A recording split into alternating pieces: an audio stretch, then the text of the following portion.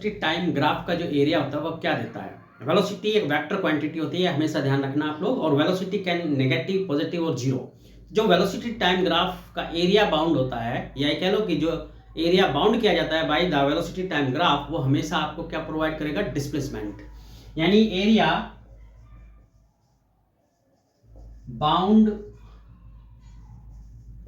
By velocity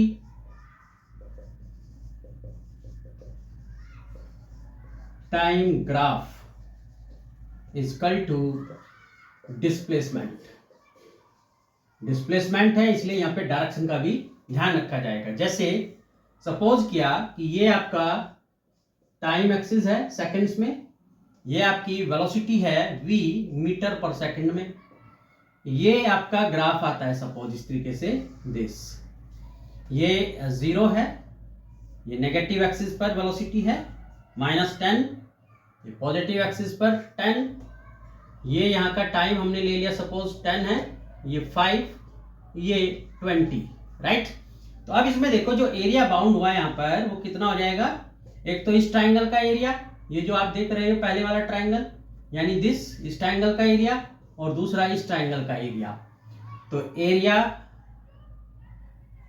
आ जाएगा हमारे पास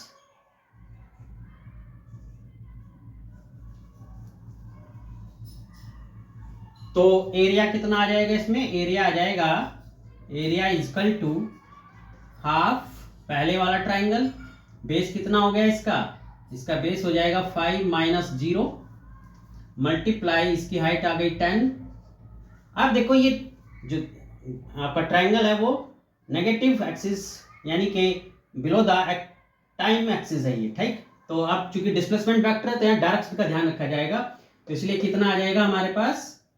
plus half 20 - 5 multiply -10, तो ये हो जाएगा 5, ये हो जाएगा 5, तो ये आया हमारे पास 25 प्लस माइनस माइनस 5 मल्टीप्लाई 15, तो कितना आया? 25 - 75 इज इक्वल टू -50 मीटर। तो डिस्प्लेसमेंट क्योंकि वेक्टर क्वांटिटी होती है इसलिए नेगेटिव भी पॉसिबल है, इसलिए आया -50 मीटर। तो हमेशा ध्यान रखना कि area bound bye the velocity time graph will provide the displacement.